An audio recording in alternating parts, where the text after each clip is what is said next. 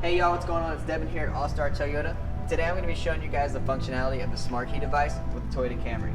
So one of the coolest things about this is that you can keep the key in your pocket, and when you approach the door, you put your hand on the doorknob and it just unlocks the car. So the front door will be the only one that unlocks, the back door won't. So if you have somebody chasing you down in a parking lot, you can hurry up and jump in your car, close your door and roll off, and they can't come in behind you.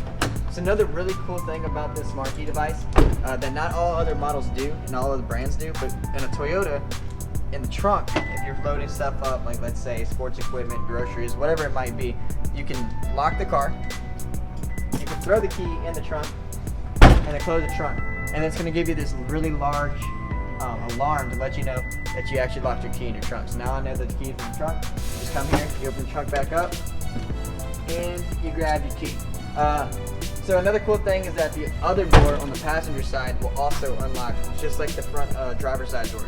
So if the car is locked, the passenger can come up, put their hand on the knob, and it'll open. So once you're in the car, you get in and you skirt off.